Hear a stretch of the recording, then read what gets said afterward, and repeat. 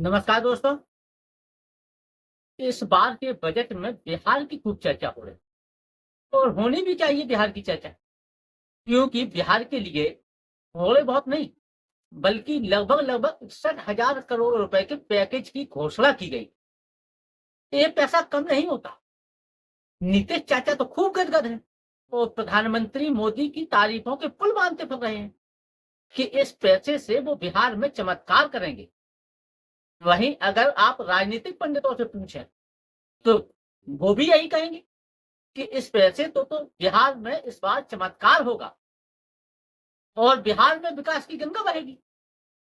लेकिन क्या इसके पीछे कोई राजनीति भी है? क्योंकि जब बिहार को इतना बड़ा पैकेज दे दिया गया है तो स्वाभाविक सी बात है कि नीतीश कुमार एनडीए को अपना समर्थन देते रहेंगे। और जब बिहार के लिए इतना कुछ कर ही दिया है तो नीतीश चाचा के पलटने का कोई सवाल ही नहीं उठता और उन्हें पलटना भी नहीं चाहिए। लेकिन इसके पीछे क्या कोई राजनीति भी हो सकती है? पहले आप प्रधानमंत्री नरेंद्र मोदी का वर्ष 2015 में आरा में दिया गया वो भाषण सुन लीजिए। आज बिहार के पैकेज की घोषणा यहीं से करना चाहता हूं।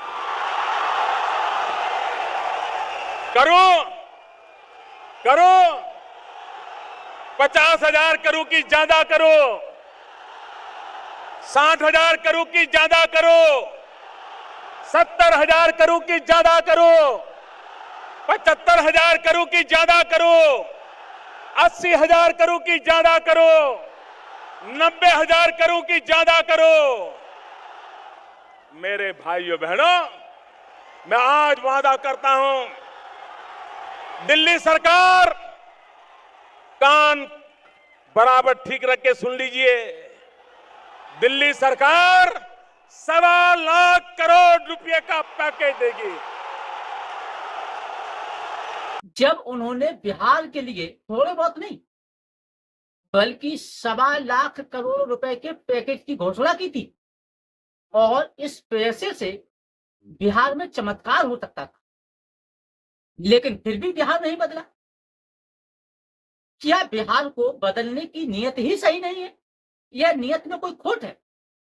क्यों नहीं इतने पैसे से बिहार में कोई चमत्कार हो पाया? जब वर्ष 2015 में 1.25 लाख करोड़ रुपए के पैकेज की घोषणा की गई थी तो उसके पश्चात बिहार में विधानसभा चुनाव हुए थे और भारतीय जनता पार्टी ने इस पैकेज को बिहार विधानसभा के चुनाव में चुनावी मुद्दा बनाया और जिसका फायदा भी भारतीय जनता पार्टी को होगा। वहीं नीतीश कुमार को मुंह की खानी पड़ी, फिर उन्होंने इधर उधर भागना शुरू कर दिया।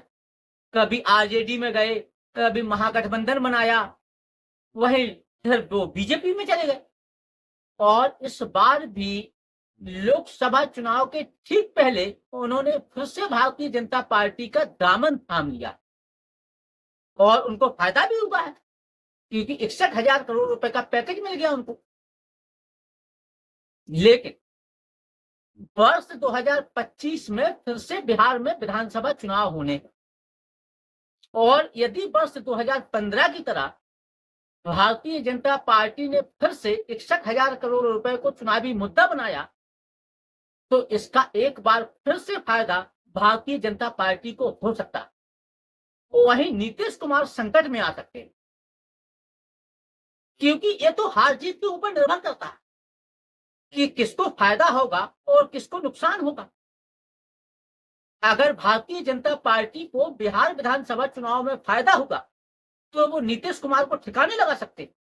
भले ही भारतीय जनता पार्टी ने नीतीश कुमार को इस बार अपना चुनावी चेहरा बिहार के लिए घोषित कर दिया हो, लेकिन यदि उसको फायदा होगा बिहार विधानसभा चुनाव में तो वो नीतीश कुमार को साइड में कर सकते और यदि नीतीश कुमार एनडीए गठबंधन से बाहर भी जाते हैं तो इसका एनडीए गठबंधन पर कोई बहुत ज्यादा प्रभाव पड़ने वाला नहीं है। अब ये तो समय ही बताएगा ये जो बिहार के लिए 61,000 करोड़ रुपए का पैकेज दिया गया है इससे बिहार में कोई चमत्कार होता है या भारतीय जनता पार्टी के बनाए हुए जाल में नीतीश कुमार फंसने के लिए तैयार। तो अब इस पैकेज का क्या होगा, कितना बिहार में चमत्कार होगा, ये तो आने वाला समय ही बताएगा। आज के लिए बस इतना ही, और आप लोगों से अपील है कि कृपया चैनल को सब्सक्राइब करें, वीडियो को लाइक और शेयर भी करें। धन्यवाद।